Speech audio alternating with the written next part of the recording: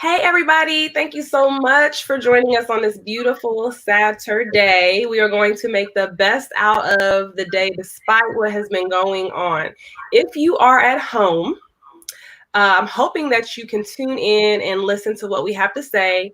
Today's topic is basically a COVID-19 update for CNA schools, so you can get a feel for what is going on, things you need to be conscious of, and how we can continue to support you to work through this. So I am Victoria Randall of the CNA Instructor Consultant, also known as the Secret Cocktail, and we help start CNA schools in all 50 states. I have with me Vicky Castillo. I'll let her introduce herself. Hi, my name is Vicky Castillo, and I am the founder and owner of Facets Healthcare Training. We are located in Phoenix, Arizona. I am a master's prepared nurse, and just a little bit more about me. I teach CNA, and I also have been a test evaluator for Headmaster, one of the test vendors, for about 10 years. I'm not doing it anymore, but I was for about 10 years. And then also I was a test evaluator for Prometric as well. So that was the inspiration for starting my CNA test prep. So we're really excited to be here and helping through the process of all that's going on with CNA schools and the COVID-19 pandemic. And based on the response that we got from the last webinar, our first webinar, we've been getting a lot of feedback and responses to our webinar, and we felt that doing a follow-up was going to be helpful, and we have a lot of exciting information, important information to share with you today. Definitely. So first off, if you are a business owner, CNA school owner, an instructor, I don't care who you are, if you are tuning in, tell us where you're from, the state you're in. And feel free to jump in and let us know if you have information or updates that we may not have as of yet. Please click the share button right now and share this on your own live feed, because this is information people need to know. Okay? We really appreciate that. Help us get the word out. The first thing we want to just start with very quickly is just giving a brief COVID-19 update. Again, it was deemed a national pandemic, not national, international, definite pandemic. And we want to give you an update on where the U.S. is with things right now.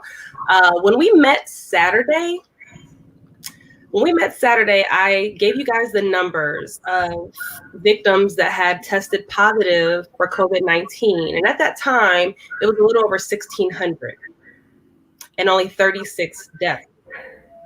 As of today, and this is what, Vicky, 7 days later? Yes. As of 7 days later, okay, we are now at over 22,000 with 282 confirmed deaths. So that is a very different number in a matter of 7 days. So the reason why this is important, it's not to scare anybody. It's not to say let's lose our minds. It's to say that people are getting sick at an exponentially high number, and healthcare workers are needed now. And because healthcare workers are needed now, we've got to figure out how we can get these people trained up and ready to call to the duty that they desire to call to. And right now, the way things are going with CNAs having their clinicals on hold, we can't do that. So we've got to figure out a way. So that's what we're going to talk about today. And the clinicals and now the testing process as well, which we're going to get into in just a little bit. And so, Victoria, usually the participants put in where they're say hi and where they're joining us from, but I don't see that. So do you see it on your screen? I see that. So we have Susan from PA. Hey, Tiara, she's here from North Carolina. Tara from Virginia. We got some people from Georgia, Washington.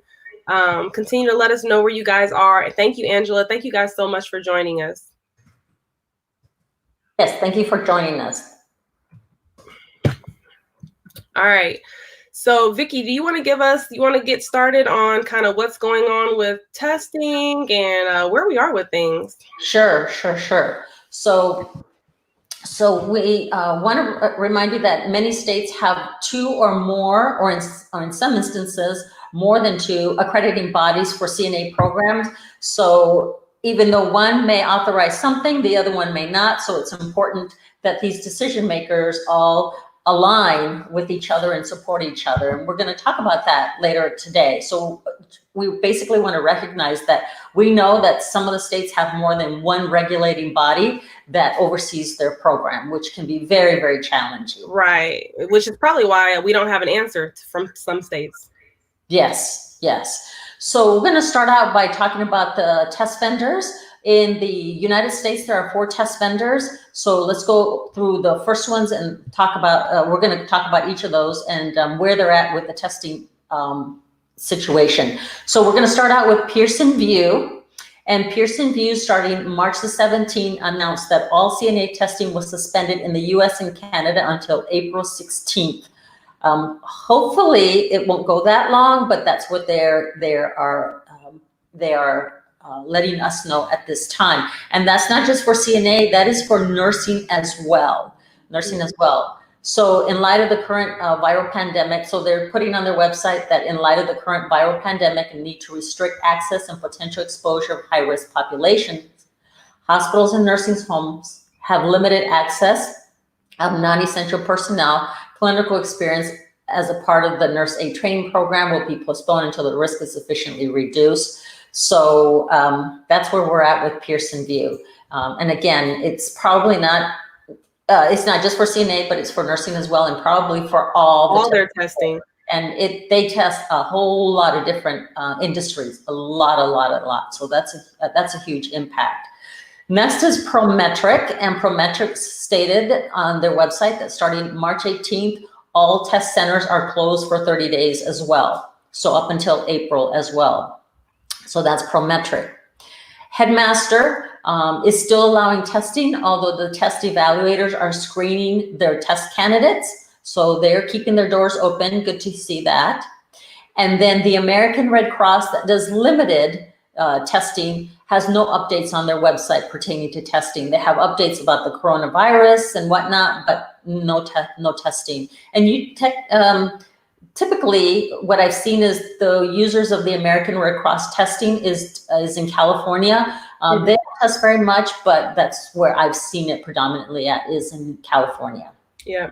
So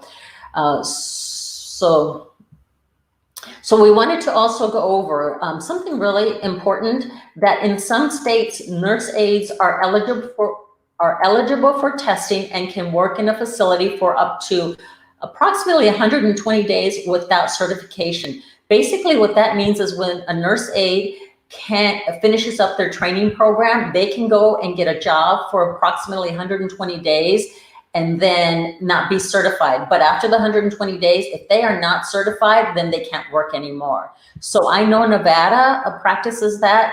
I'm pretty sure it's for the 120 days, but I did some research and I couldn't find the exact number, but I'm almost positive it's 120 days. So if we have anybody from Nevada out there in our listening audience, if you can verify that for us. It's quite a few states, you know. I looked it up last night as well. I saw Illinois, Indiana. So the goal is, although the test centers are closed or not allowing students to test, please check with your state, because you may still be able to put them all the way through testing. And all the way through your program. And as long as they still get their certificate of completion in your state, they may still be able to work for up to 120 days, okay? And then they can take their certification. Now, of course, we know that is not the ideal situation. We know that, but in this situation right now, it is. Mm-hmm.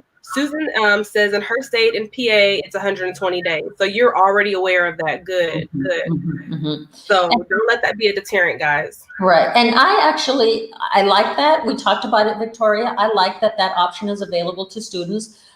For several reasons. It gets students out there in the workplace sooner, number one. And then number two, the students are able to save some of their money while they're working in order to pay for those testing fees. So that's the other good part about it. But we talked about this as well. The downside of that is that when students are out there practicing for 120 days, when they go back to testing, they bring some of those bedside practice skills that may not apply to testing, and so they don't do well in testing, in their certification tests. So it's a good thing, but it has its downsides as well. It does. And then, I've even seen in my own school where students who don't go off to take the exam right away start to forget things, especially in reference to hands-on skills. And so I think that it's really important that they have some type of resource, even like Facets, where they have those skills videos to reference throughout, so that when it is time for them to go and test 120 days later, they are prepared because they have those skill test videos to help them watch and learn. And also for the states that do use Facets as a test preparation, or some of the schools that use Facets and they do implement this 120-day window, they are finding that it's been successful for the students and really helping the students out with passing their certification test and helping them refresh for the certification test once they've been out in the workforce. Yep. So that's awesome. So, okay. So here's the juicy part, guys. We're going to go down the list, and what I did personally was I reached out to all 50 states as well as the territories. And I asked, and I did this Monday, where are you at with things? What are you doing in response to the long-term care facilities not allowing CNA students to come and do clinicals? How are you dealing with this? And then, and I waited for their response.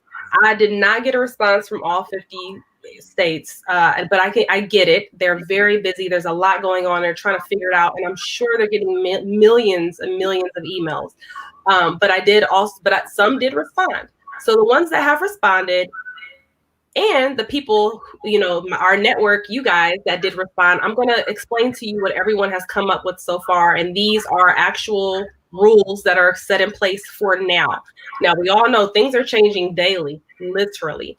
So it could change from today, but as of right now, I'm going to start off with New Hampshire. So in New Hampshire, they're called LNAs, and they must have 60 hours of clinical. That's what they have to have in New Hampshire. Let me stop real quick.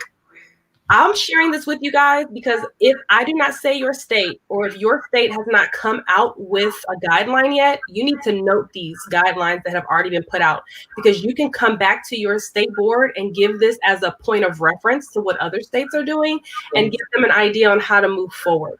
Okay. Our goal is to empower you to help your states make a move, because they have to. We can't sit at a standstill here. It's too critical of a situation. We've got to move. Exactly. Okay? Exactly. So if you want to take notes, now's the time. Okay. New Hampshire. The Board of Nursing has drafted an emergency rule defining clinical experience and adding additional changes that requires new rules based upon the state of emergency. Clinical experiences may now be substituted with simulation and lab work during the state of emergency only. Simulation means basically a technique, not a technology, but a technique to replace or amplify a real life experience that evokes or replicates an actual experience in the real world. These rules were approved and adopted as of Tuesday evening, and they're going to go on for 180 days. Wow. Okay. So that's New Hampshire. I think me and Vicki talked about this. We'll break it down later after we go through all the states. So you go ahead with Arizona, Vicki. Tell us what's going on there.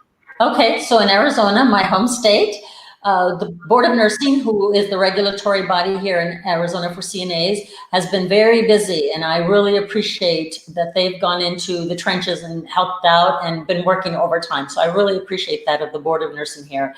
So they've come out with several positions earlier in the week. I think it was Monday or Tuesday. Nursing programs were allowed to use alternative clinical sites rather than just long-term care facilities to meet those clinical hours. So that's what they were doing. They said that schools could use VSIM, case studies, additional lab time, or open lab for students who have missed clinical hours. And they really were adamant that the schools work with the students as much as possible to try to get them clinical time.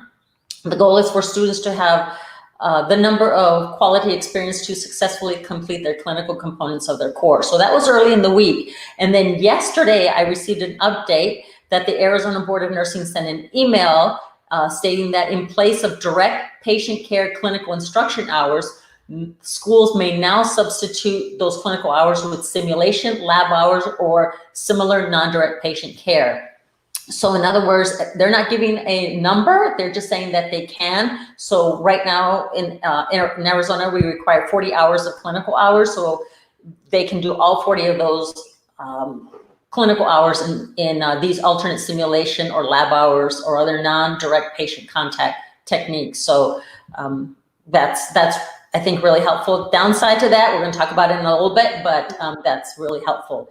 And then the other thing that was a huge development as well yesterday in Arizona is the governor's office signed an executive order allowing online didactic teaching for 90 days. This isn't very important to note, though. Schools must submit an online program change form to the Arizona Board of Nursing requesting a desire to provide online didactic content and provide curriculum-specific changes. So important, before a school can proceed to teach online didactic, the school must A, submit the program change form located on the Board of Nursing website and wait for approval from the Arizona Board of Nursing. So you can't just, school cannot in Arizona just simply just jump right in and start teaching didactic online. They have to submit a request to the Board of Nursing. And I'm going to go ahead and put the website. Well, it's in there, Victoria, because I don't have I'll put the website in the chat. Yeah, no worries. I'll do that right now. That's the link to the program change form that the Board of Nursing is requiring that programs submit prior to doing online didactic. So that's great development. So I really appreciate that the Board of Nursing just jumped in there and just connected with the governor's office. Got it. Okay. Implemented. Okay, so I put that information in the chat there for you guys. Okay. So we're seeing some trends here. I did reach out to Colorado. Colorado answered back saying that they are considering simulation, but they're waiting on a legal determination in order to go ahead and move forward with the change. So that's Colorado, still no word. Texas says that nurse aides who are eligible for testing can work in a facility for up to 120 days. So they're one of those states that are allowing that without any type of certification. However, this has been suspended for nurse aides, and they can continue to work past the 120. So it's not just 120. They suspended that rule, and they say it's until we say otherwise. Right now, if they're working and they're already doing the work, and this is day 119, we're going to let them keep working. Okay? Regulations requiring students to obtain clinical experience in a long-term care facility have also been suspended. Programs are allowed to implement blended learning, meaning classroom can be online and then the clinicals can be in a lab setting. These new rules are in effect until the governor declares the disaster declaration to be over. So that is Texas. Yes. So word from Arkansas. I haven't gotten much word from Arkansas yet. There are some CNA school owners that I have talked with out in Arkansas, and they're saying, now listen to this. Tell me what you think about this, Vicki. They're saying that the nursing homes, the CNAs that are currently in the nursing homes right now are so worn out that they actually reached out to the CNA school that they were collaborating with and said, hey, our CNAs are worn out. We need those new CNA bodies here. We're willing to allow them to come into our facility and get the clinical experience they need so they can graduate. However, we're going to screen them. They have to meet certain screening criteria, but please, we want you to allow these students to come back in.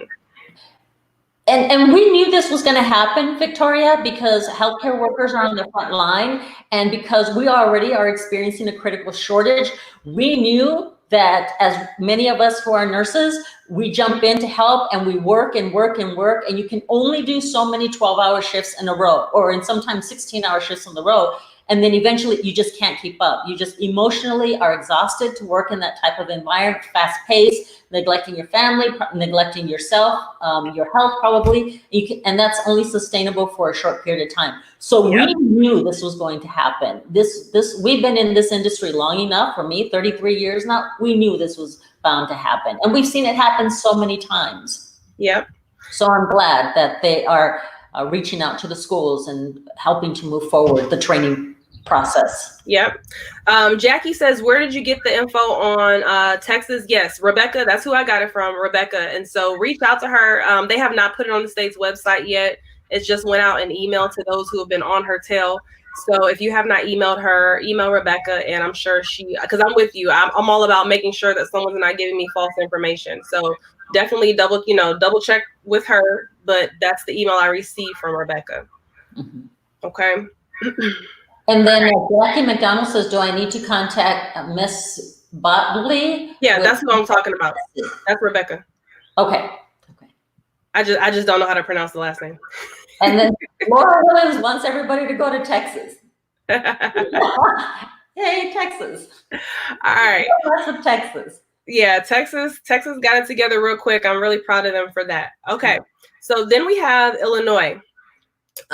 Illinois says, if a college or high school closes and you can provide distance learning, you can do it.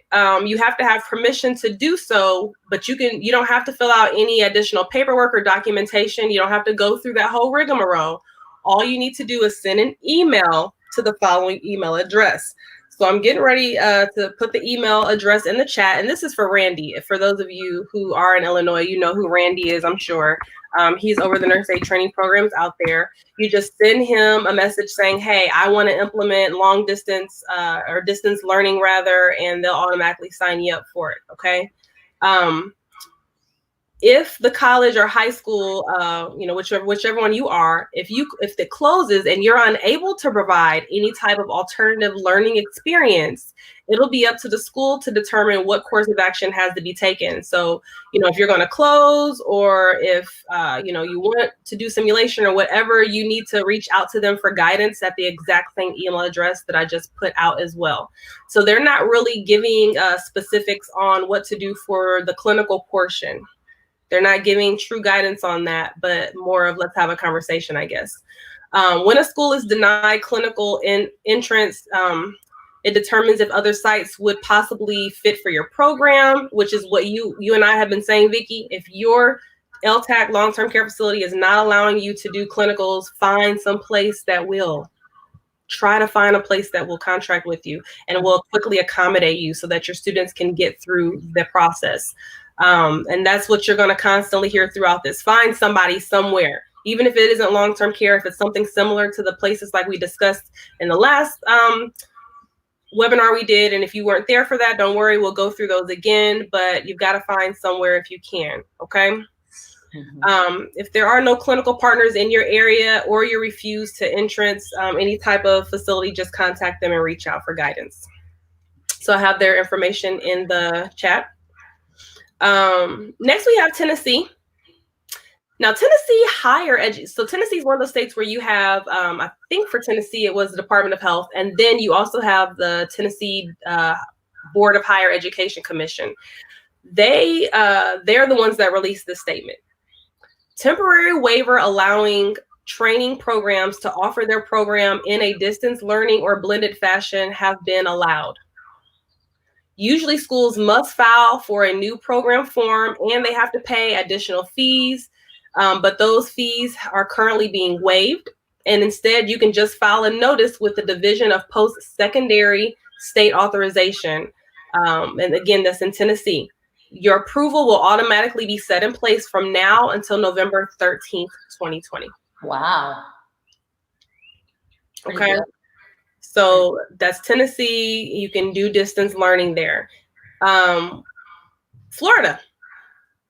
So Florida is interesting to me because we always talk about this. Florida is one of the states where you can have a program that's 120 hours, or you can have a prep course that's like 3 days, and you can challenge the nurse aid program, the nurse aid exam. Interesting. However, to say the least, this recommendation is for those who do have to go through the entire 120 hours. To be quite honest, I'm sorry, let me back up. There are no recommendations. Florida has not really said anything yet, but Florida is one of those states that already allow online learning anyway. But I don't know how if you don't already, or if you're not already approved for online learning, I'm not sure how they're going to push that forward or allow you to. I don't know. I haven't heard back from them. What I have heard, though, is that other schools are having classes with at least 8 students to keep below the group of 10 people or less in a building. And that students are still signing up for the state exam because it usually takes about 2 to 6 weeks for them to actually get approval from the Board of Nursing to sit for the exam. And then, Prometrics has to go ahead and get all that squared away for them. So it can take a while. So they're telling students, just go ahead, go through the program, fill out the paperwork, submit your testing, and then we'll just wait. We'll just wait. So, and that there may be a delay. Once they do go back to processing the applications, your application may take a while, but there's no reason why you can't still go through all the training if we can facilitate that. But remember, Florida is a state where, depending on the program, you may not even have to do hands-on clinicals anyway, which is something that I don't agree with. But that's for another time. Indiana, I haven't heard much back from Indiana. Indiana did post something on their website, though. It wasn't very clear, but it said, it just addressed the fact that please know that students have to have 16 hours of clinical, but they can at least be conducted in lab. That's all they said. And those are those typical 16 hours that are required by OBRA, and the content that needs to be covered in those 16 hours in clinicals is abuse and neglect, emergency measures, and then resident rights. Oh no, infection control. I think infection control. That's right. But here's the weird part. Indiana actually they're one of those states that they require 75 hours of hands-on experience. Oh, okay. Wow. So I'm going to be interested to see that's why this rule is confusing, because yeah, you're right. There's that 16-hour rule, but then what am I going to do with all the rest of the hours? And what do you want me to do with them? So there's no real lead on what to do with that. So they're still probably looking at it. I hope that they are. I know that they have to be. So some people said, Scotty said Arizona Institute of Technology, and that's where you're from. Thank you for joining us, Scotty. Long iced tea. Whichever one you want. Yeah, the secret is we're trying to get you guys back getting butts and seats. That's the secret going on right now. Connie, California has not responded, and yeah, California has 100 hours of hands-on. I know, but California has not responded, and there is nothing on their website as of now. Yep, sorry. So that's all the updates I have from each state, guys. No more states have reached back out. I haven't heard anything else from another state, but I will continue to continue to hear. And when you guys hear things, let us know too. Feel free to let us know. So is there anybody out there in our listening audience who is in a state that you have more information or any updates that you might want to quickly share with us? Yeah, please type in the chat and let us know. We'll be sure to read it out loud and make sure everyone knows, okay? Okay. So, Vicki, I know you wanted to touch on this whole idea of simulation lab. Let's talk about that. Yes. Well, like many of you, I actually teach CNA, and I think that some of the states loosening up the requirements for doing clinicals in place, doing simulation and alternative option delivery rather than clinicals is good. I think that's wonderful. But there's also an opportunity for mismanagement here, and I'm concerned about that. So nothing will ever take the place of students' actual clinical experience. No matter how great the high fidelity mannequin is, no matter how much it costs, and no matter how sophisticated and how tech it is, it's never going to take the place of actual hands-on experience in the clinical site. So just keep in mind that as practitioners, and I think most of our listening audience is our nurses, we have a responsibility to ensure the safety of the public. And we do that by ensuring that our students are safe and competent providers. And so just be aware that we want to make sure that when we're putting students out there, they are safe, they're competent as well. And that's not to say not to do any simulation. I'm not saying that. I'm just saying that it sometimes could seem easier to say, oh, I'm just going to do all simulation because the state allows it, and it's going to be a lot easier. I'm not even going to bother looking for clinical sites. I'm not even going to bother with that. Let's just all do simulation. I'm concerned about that. So keep that in mind, that nothing can ever take the place of actual clinical experiences. So if all possible, try to get the students out to clinicals first. That would be the #1 priority. Definitely. And let's not let this be the new norm, which is basically what you're saying. This is for the moment, and then even with this, guys, we have to make sure that we are still equipping these people with the knowledge they need, because they're getting ready to go out into a war field. Okay? It's a battlefield right now. We have to get them prepared for this. Mm-hmm. Mm-hmm. So, we have to compensate as best as we can, even if we are just doing simulation. Make sure you are going above and beyond and going hard. That's important. Exactly. And then, Victoria, we also talked about that we also need to communicate this new level of training, if it's just simulation, to the clinical sites as well, to the employers. Yep, because what will happen is they may not even know long-term care. There's a disconnect there, so they don't even know that this is going on. They just know that CNA students aren't coming to them right now. And when those CNA students do come, it's really important for you guys to just go out into your communities and connect with your nursing homes and say, hey, this is what's going on. When these students come to you, they probably are not going to be prepared. Okay, and so you need to put together some type of a plan to ensure that onboarding process and transitioning them into the role of CNA is going a little bit above and beyond what you normally would do. Okay, have that open dialogue, have that communication, have that conversation. That's going to be important. We owe that to them. So I am urging all of you, if you are in a state that is going to only do simulation, please stop by all the local nursing homes, send an email, whatever you got to do, but we need to communicate this to them. They need to make sure that they are not just throwing these CNAs to the wolves when they get there. That's not what we want to do. I mean, think about it. How many of us have taken our students out to clinicals, and some of those students have never even touched a patient before, an elderly patient or a sick patient, and they're just, excuse me, they're just mortified by it.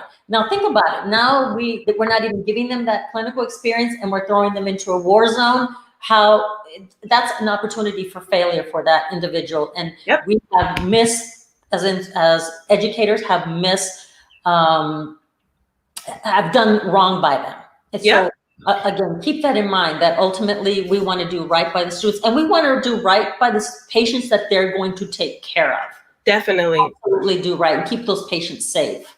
Yeah, we have to be prudent through all of this. That's for sure. We have to maintain a certain level of all of that. Just don't forget that, guys. We owe that to them, and that's important. I can't stress that enough.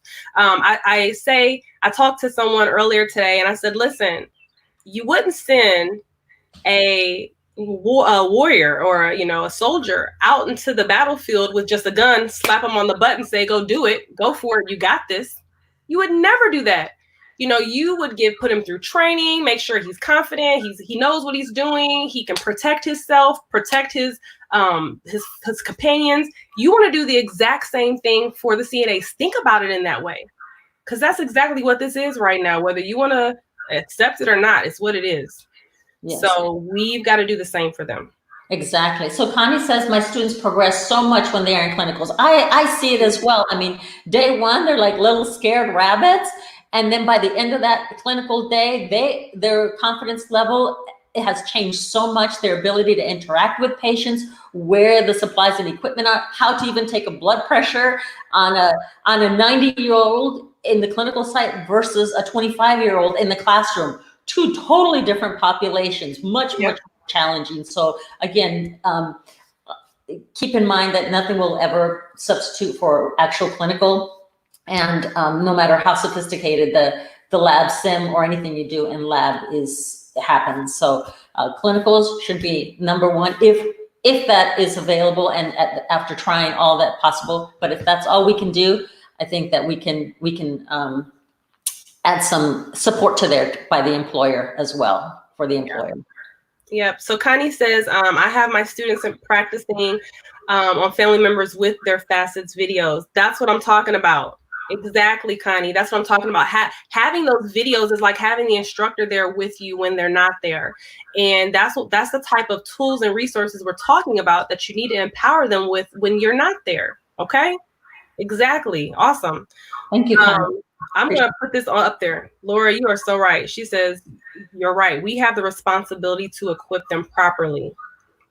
If y'all take anything away from today's conversation, please take that away. Okay?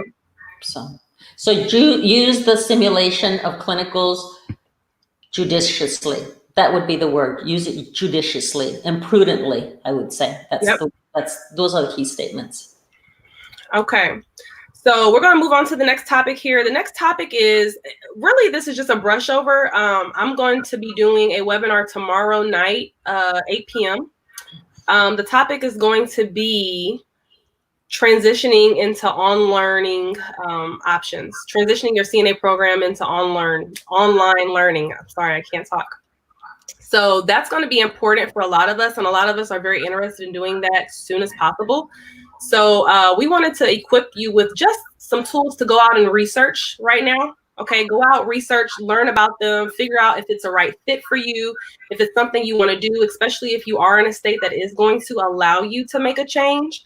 And I just realized, I'm so sorry for those of you who are watching from Georgia, because that is my home state and I did not mention them.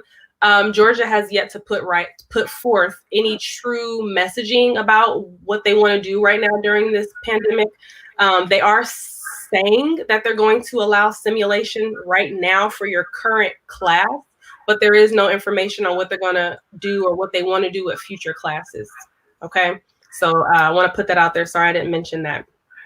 All right, so back to what are your options for distance learning for your students? What kind of options can you start looking into now? So the first one I'm going to put in the chat here is a company that I love, Cinematic Healthcare, Healthcare Training or Education is what it's called. I'm so sorry. Cinematic Healthcare Education. There's a link right there in the chat to them. They have a online, it's for classroom only, classroom theory, didactic, that part of things, online learning management system. It's a movie. It's like a movie that's somehow into lecture form. I can't even explain how they do it. It's phenomenal. It's like the student is literally watching a movie, the life of a resident. There's a multitude of residents that they're watching in this video. The video stop, ask them, did the CNA do something wrong? What could have went differently? What happened here? And it's very interactive. And as they're answering those questions, they're being graded, and it goes out and makes an LMS, a transcript for you through the LMS. So anyway, Cinematic Healthcare Training is an option for you for the didactic portion. So please click the link if you'd like to learn more about that. Another option would be just using Teachable. I don't know if you guys are familiar with Teachable, or it's kind of like, I don't know how to explain Teachable, but I'm going to put it here. They have online courses. Yeah, Teachable is like an online, you can build your own online course. Those of you who have worked with me, I do all of my courses through Teachable. So if you've ever utilized a course or bought a course through me, it's through Teachable, and you can make lectures, okay, where you're teaching to the camera and then you upload it into Teachable, and you can upload tests, quizzes, and everything inside of Teachable that pertain to that particular lecture and send it out to your student. And then you can see and track your students' progress to how far they've been and what they're doing and everything. So and it's free, actually. Teachable is free if you're not charging through it. If you're charging for a course, then you do have to pay. So this is a free resource that you could be using to upload. If you're in a state where they said you can do distance learning and you're like, where do I even put this stuff and how do I do it? This would be the place. If you have more information or you want more information about how to do that, check out tomorrow night's video because I'll be talking about that. Vicki, you want to talk about the next few? Sure. So the next two are, let's see. So the next two are adinstruments.com, and Victoria put that link there, and they are essentially a healthcare training platform. And I looked into it, and they offer what they offer for nurses. Some of it, they don't offer specific for nurse aid, very little content, but what they offer for nurses, some of it could apply for CNA. For example, blood pressure. Some of it is very sophisticated, but I think there's enough in there that you could make assignments and use it as a resource as well. So blood pressure is one of them, because that's often a very challenging skill, manual blood pressure for the students. So there could be some takeaway information from that site as well. A lot of interaction there in terms of videos, images and whatnot. So again, none of this 100% of it may not work for everybody, but if you can take a little bit away from each of these platforms, that could augment.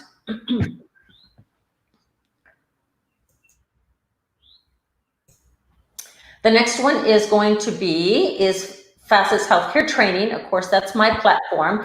And I have been bombarded, and I mean that in a good way, by calls throughout the week about, Vicki, when can you, or are you going to get an online training course for CNAs put out? So the answer is yes. I have now diverted all my energies to creating an online CNA platform for didactic with corresponding quizzes. It's a huge undertaking, and there's a lot that goes on in that, because I have to choose all the subject matter, create the PowerPoints, and then create the quizzes as well. And if you ever created quizzes, you know that isn't an easy thing to do. But nevertheless, that's what I am working on. And there's a lot that happens not just on my side, but on the IT side as well. So it's not just a matter of putting PowerPoint together and then finding somewhere to upload it. There's a lot more that has to happen from that side. So we intend to have that available within the upcoming weeks. So I'm going to keep you posted on my Facebook with how that is developing and timelines and whatnot. So we'll keep you posted on that.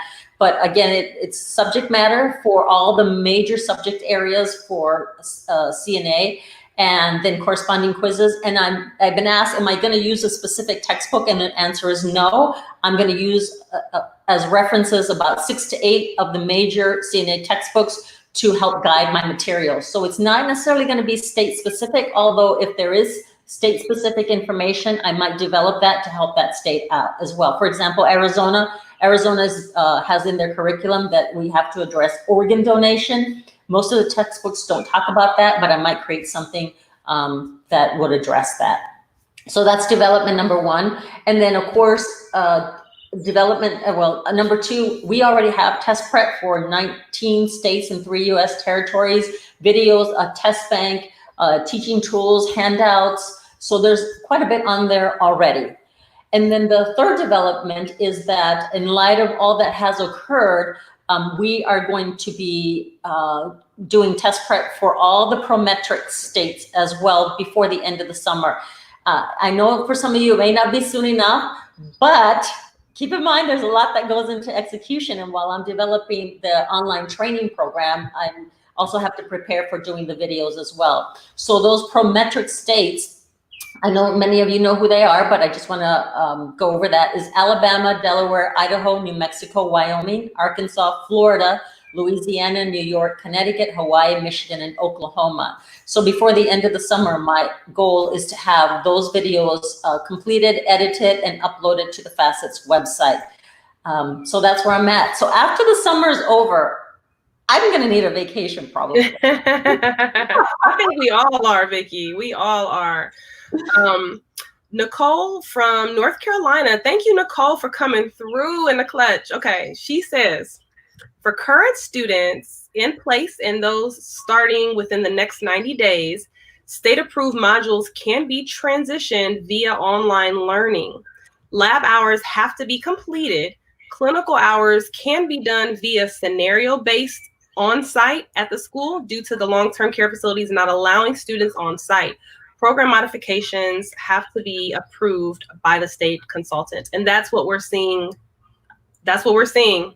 Mm-hmm. Yep, that is what we're seeing. So guys, if you're in a state that hasn't made up their mind yet and you like the idea of what you're hearing, I suggest you propose that to them. Yep. Hey, Angela, thanks for joining. Hey, Jane. Thank you guys for joining. All right. So yeah, good information for you, Tiara. Hi, Tiara. Hi, Charles. Thanks for joining us. All right. So moving right along here. Next on our list, and I hope that was great information for you guys too, by the way. I hope that the information regarding the resources, I know that's more work on your end after you leave this webinar today. You know, if you know me, I like to give you as much as I can here and now, but there's only so much we can give here and now. So that's some homework for you to do. And again, if you're on my email distribution list, you'll receive an email for tomorrow night's webinar to help you with that transition, okay, to online learning. Policy change. This is the time. This is the time that me and Vicky and a lot of you guys have already been saying this. We are being reactive right now. We're being very reactive right now. And the nurse aid training program is something that should have, the federal regulations are something that should have been revamped a long time ago. And this situation is shedding a huge light on that right now. Exactly. On all the weak points. On all the weak points. Mm-hmm. Yeah. So, so anyway, this is the time for you to be a part of change. Yes. So what I did something unprecedented earlier in this week is I decided to become a change agent. And I stepped out of my comfort zone. So I sent a letter to the governor's office. I sent a letter to the Arizona State Board of Nursing, which is a CNA regulating body. I sent an email to a couple of news outlets as well. I sent a letter to a couple of anchors throughout that are nationally known about the plight of what's going on with healthcare providers. I put an email on, or I put a message on my Facebook, Instagram, LinkedIn about our plight. And then I sent an email out to several other agencies and whatnot. And because I felt that our voice needed to be heard. So we need to be the change agent for the change that we want. And for those of you that are nurses, I want to just take you back a little bit to Florence Nightingale. She was an extraordinary clinician, no doubt about it. But she also knew that to implement change and to get what she wanted, to move forward where she knew was where we needed to be, she had to get involved in policy changing, policy making, interacting with those that are decision makers and stakeholders, and we are at the same precipice right now. So I urge you to reach out to your regulating bodies and let your voice be heard, because it is imperative. It is, and there's power in numbers. So you guys, if you're on here and you see somebody in your state, reach out to them after this webinar and say, hey, this is what I'm thinking. What are you thinking? Let's make a move together on this. If you're emailing at the same time, you're sending snail mail letters. I just sent snail mail letters personally. I sent some out. It's so funny. I said snail mail the other day and someone laughed at me. But I sent snail mail letters out last week to my own personal Senate, my House of Representative, and my commissioner, letting them know about nurse practitioner like bills that are currently out for nurse practitioners, as well as what's going on with CNAs. But if they just get one letter, it's not as big of a deal. There's power in numbers. Exactly. So we have to come together collectively to be, and maybe this is pushing it forward for us to do this a little bit sooner than we thought, Vicki. I mean, this is something we've been talking about for a while, but maybe now is the time. Once the dust settles a little bit, this is probably going to be the time, guys. Yes, and I also reached out to the Arizona Nurses Association, and I know that you probably have an Nurses Association in your state as well. So, and I wasn't just advocating for CNAs. For me, it was all frontline healthcare providers. I know there was a focus towards CNAs and nurses, but nevertheless, all frontline healthcare providers. So thank you, Laura. I appreciate your comments about us. Great information, Vicki and Victoria. We use Fastest Healthcare at our training program. Has helped us increase our pass rates. If you haven't tried us in your state, this is a perfect time to do that. Thank you. That's right. That. And then Laura also comments, we're able to advocate for policy change in Arizona. Yes, Laura and I were beating the drums. That's what I have to say. She's a school owner of Academy for Caregiving Excellence in Tucson, Arizona. And we were just beating the drums here in Arizona. She reached out to many change agents also in Arizona, including the governor's office. So yes. And the governor's office right now, guys, like clearly the governor is the one that's going to make the executive decision if there's need be. So if you're like, I don't even know who to reach out to and you're confused about that, I'm getting ready to put a link in the chat right now. Open States, okay, is where you can find out who is over your area, your district, to determine who you need to send an email to determine who you need to reach out to, whatever. Ultimately, the governor is the one that's going to make the decisions. This is true. But a lot of times in normal situations, you know, those laws need to go through the proper channels. And so I just put in the chat, openstates.org. All you do is click on the website, type in your address, and it is going to tell you who your representatives are. You need to reach out to them if you want to be a part of this change. Okay, that's and we need to be. And we need to be, because we are the ones that are in the trenches. We can't leave policy change either not to be done or that needs to be done, or put it in the hands of someone else who doesn't know. We are the ones that know what is best for our programs, what is best for our schools, what is best for our industry. We are the ones that have to be the change agents. We have to let them know what is necessary, what is needed. That's right. Okay, so one other thing I want to say, I am so proud of each and every one of you for being so level-headed during this time, for being so encouraged, for being optimistic, for being just being on the top of your game. Like, I commend every last one of you, because I know right now is a time where you possibly are scared. You possibly don't know, what's going to happen next, but you are still maintaining a certain level of professionalism. You're still maintaining a certain level of clear-headedness to move forward. And I just want to take a moment to commend you and to tell you to keep pushing forward. This is a very challenging time. I pray and I'm positive it's not going to be forever. If this is in the moment, and we all are going to have something great to learn from it. It's just a little bit rough while we're in it. And when this passes, I think that positive change is going to come of it, and more positive change can continue to come of it. Yes. Yes, absolutely. Yeah. So anybody have anything that they want to add? Anything that they want to say? Do we have anything else we need to go over, Vicki? I think that's pretty much it. Laura says, while it is stressful, this is the time to identify opportunities that exist to change the status quo. This is a time for so much of that. This is the time where, if you've been in business for a while, this is the time for you to reevaluate, how are you doing business?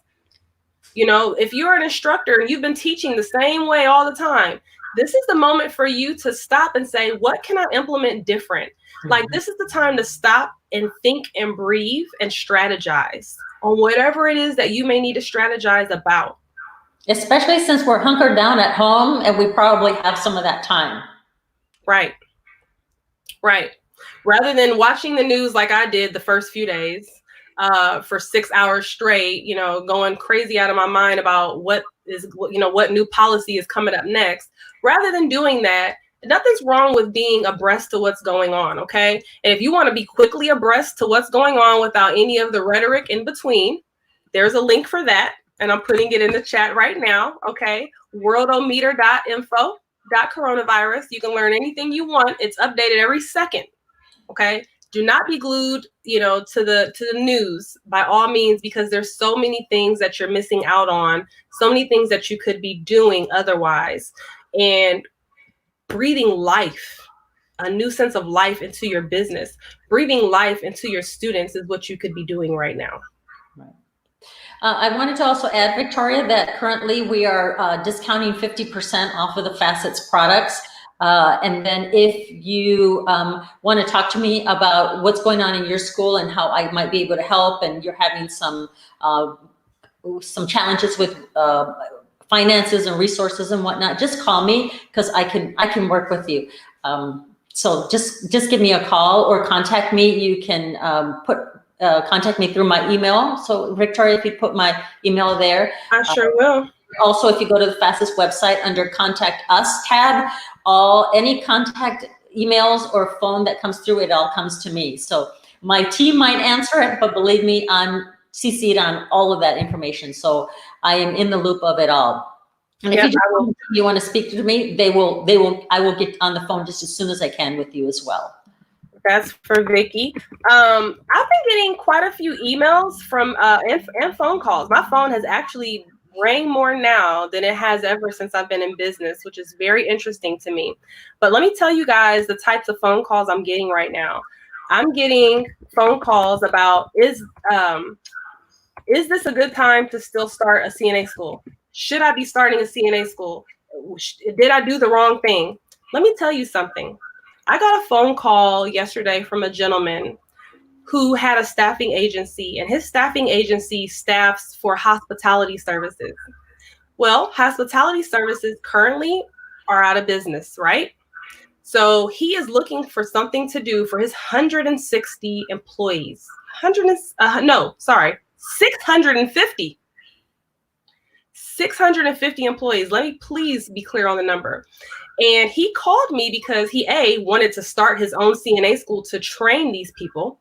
Wow. But of course, I was very frank with him, and I was very honest about how long it takes to get a CNA school up and running. And if he wants to really do something good and great for his employees, he may want to look at other options in terms of until he gets that school up and going, right? So he said, well, I do want to get them training. Tell me where to send them. Now is the time. People are still willing to answer to the call. Yes. Okay?